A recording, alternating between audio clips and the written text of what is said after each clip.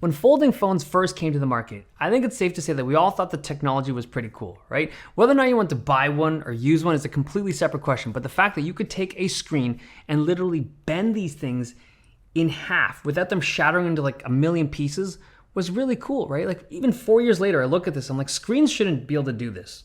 This should just break, but I mean, it's crazy stuff. We can do it now, it's really neat, but in terms of the devices themselves, I feel like we've hit this point of like stagnant foldable phones, especially when it comes to North American accessible folding phones. So in front of me are a bunch of Samsung devices, and this is an Oppo device. These are all great phones, but there's a reason why so few tech reviewers actually use folding phones. We have access to this stuff, we play with them, we test them out, but in terms of like a device that you'd want to use every day as your regular phone, these things have baggage, man. These things are bigger, they're heavier, the battery life is worse on a foldable phone. It's arguable that most people, even if they have access to this stuff, even if they had the money to buy the stuff, just don't want a folding phone. They want a slab phone. But recently I was sent this thing. This is the Honor Magic V2. Now I need to be really clear, this is a Chinese phone and there's a ton of marketing and advertisement around this device right now. There's a ton of YouTube ads. And this video it's not a sponsored video. If anything, I would argue for people not to buy this thing if you're uncomfortable with the Chinese phone.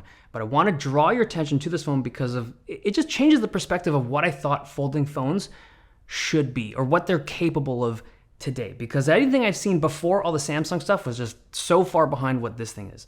Okay, I'm going to just draw your attention to one phone here. This is going to be the flagship Samsung phone, the Z Fold 5. And if you take a look at just the thickness of the phone first. Let's start there. This is their latest and thinnest phone. This is the Honor.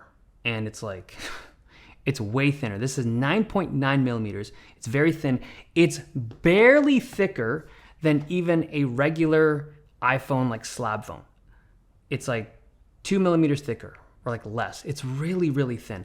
And then the weight. This Honor Magic V2 is lighter than the Samsung flagship, the Z Fold 5, and it's even lighter than the iPhone 14 Pro Max, which is a slab phone. It's kind of nuts. Like it's a device that has a lower weight than a bunch of slab phones out there, but this thing is a folding phone, like full-blown folding screen. And it's an awesome set of screens. Both the inside screens and the outer screens are bright, they're fast, they're great for playing games, they're just awesome for media.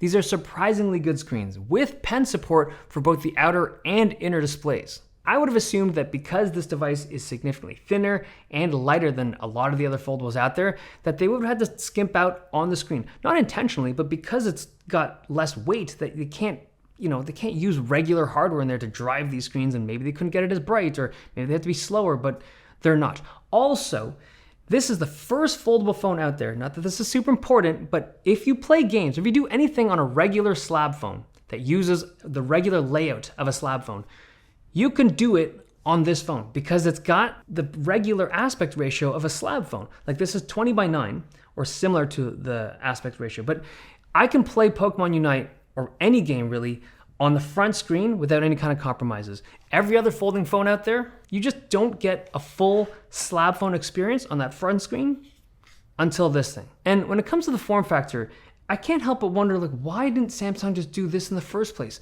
Why, like, it makes no sense to me that if you're making a foldable phone for the first time, why would you make a different form factor than what people are used to? Like, it's actually really weird when you think about it. Like, we're used to the way that Z Folds are now, okay? So like, yeah, this seems normal, right? This is one of the originals, but like even the current one. Why would you do this when you have the entire world used to a very particular form factor already, like on a regular foldable? Why wouldn't you just stick to that form factor and then make it fold?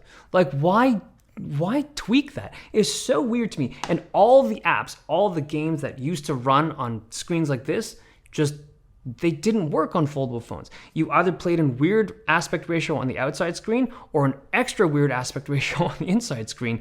And like, this just makes so much more sense to me. It's Snapdragon 8 Gen 2, so it's got great performance, but then the other thing that's crazy is the battery size. This thing has a 5,000 milliamp hour battery.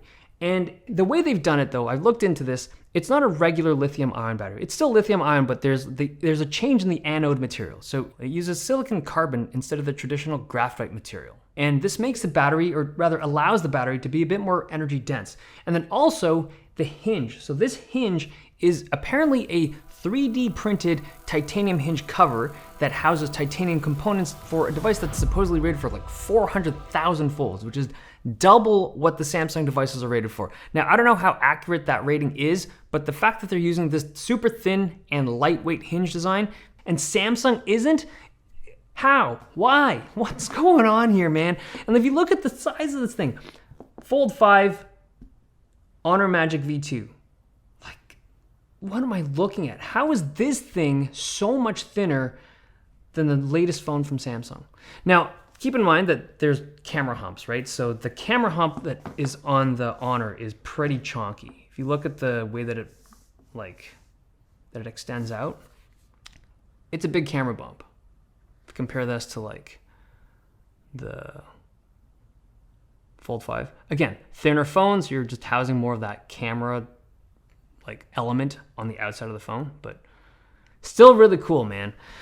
I don't know. When I look at this technology, when I look at what they've done, it makes me, I mean, if you're interested in a phone like this, if you're okay with the software, sure, go for it. And I think it's a global launch. I think if you live outside of China, you can readily pick this thing up soon.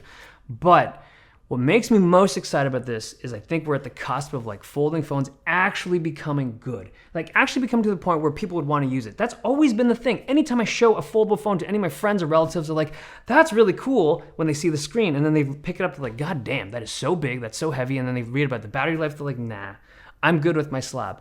But this new battery technology, 3D printed titanium hinges, super thin, super light, this is the thing that I feel like foldable phone technology is really all about.